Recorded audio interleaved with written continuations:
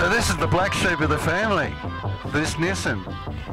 Yeah, it is. It originally wasn't black, but it was the blue Everlast Murray Carter Bill O'Brien car. It later on became in 1987 the Murray Carter and Dennis Hawley NetComm car with major backing from NetComm. Continued with that sponsorship through the 87 season and briefly into the 1988 season. Had a bit of an incident at the Melbourne Grand Prix in 88.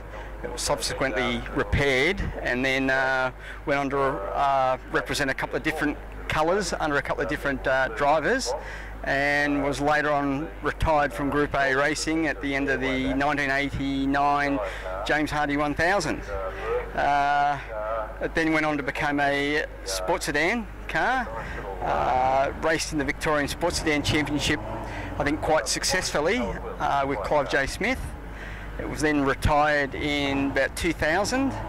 Robert Ingram, known as Dr. Bob, found the car, sourced the car, had that in his possession for until around about 2012. Early on there he stripped it down, resprayed it in this beautiful gloss black, and then put it up for sale. And in November 2012, myself and my beautiful wife Jackie, we had the opportunity to view it and later on purchase the car from Robert, and early 2013 started the rebuild. It was a whole 12 months of intense, absolute intense mornings, days, afternoons, weekends of rebuilding the car. Later on during the season we visited Sandown for a round of the historics, and we were approached by Fred Gibson, which sort of, I was overwhelmed a little bit about that, and Fred asked if the car could actually come down and be race prepared by the Gibson Motorsport team and whether he could have us under his wing, and I was sort of taken back by that. That was a bit of an honour. So Fred Gibson, he was a bit of a hero for you, was he? Yes, he was. He was an idol from the time I could actually start watching and following motorsport. Yeah, Fred and all the boys, Jim,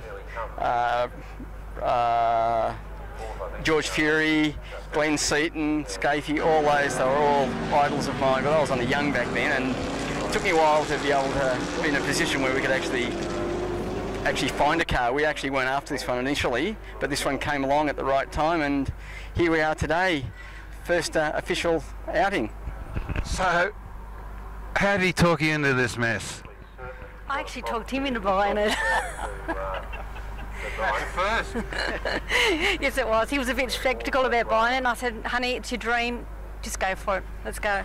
So when we had a look at the car and it was only a rolling shell, I just looked at him and I said, do you know what you're doing? And he said, yeah. I said, done, sold.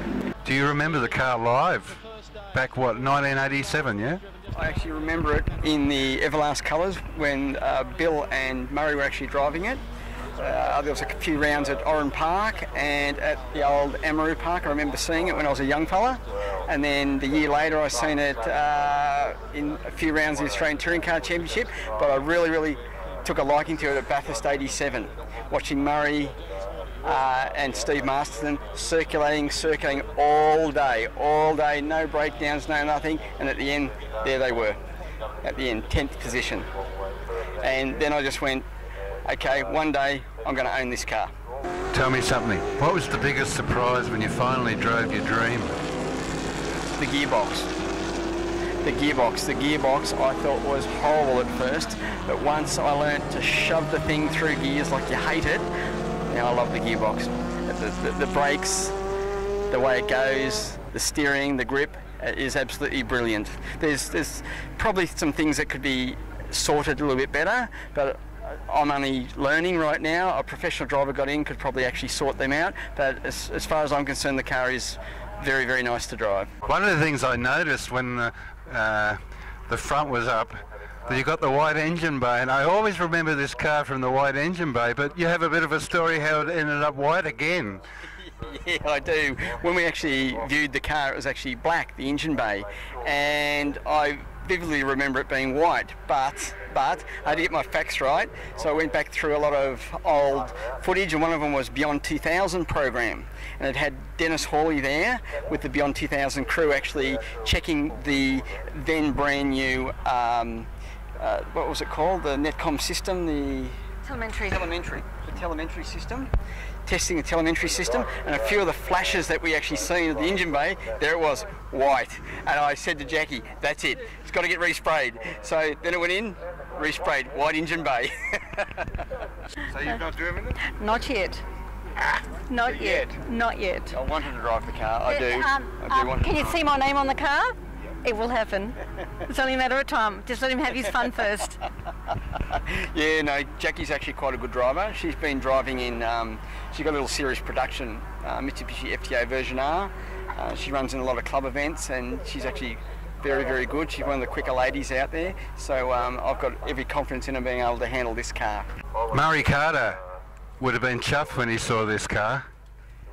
Well, his first viewing was at Phillip Island, 2013 Phillip Island, and him and his lovely wife Carol wandered over to the car, and he took me one side and put his arm around me and said, "Brilliant job, Graeme, brilliant job."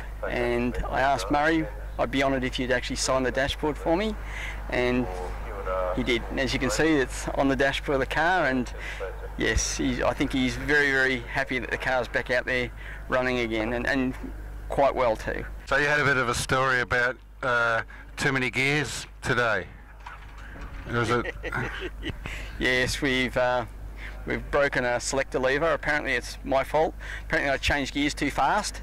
So we've got two gears stuck together, third and fourth gear, but me and the boys will pull it out later on tonight on the hoist, and have it off to Melbourne to Fred Gibson and Alan Heafy, and hopefully have it fixed and back before the next round of the historics. One of the special things about today is it's seeing this car again, but also can you tell us about this year's magnificent Heritage Touring Car rounds coming up? Well, I think there's 6 or 7 rounds in the series. I think there is. This is the first one that's kicked off here. We've always planned to come in this one. We'll probably give the next one a miss due to work commitments. We're then planning to go to the Sydney Retro Fest. We're then going to go to Bathurst just as a spectator to support all the rest of the boys in their Heritage Touring Cars.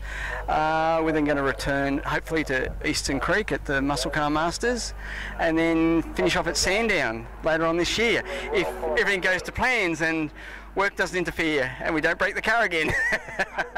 But look, the Heritage Touring Car scene, we've been following it for quite a few years, and all the guys here and all the girls here and all the team members and everything are just absolutely brilliant.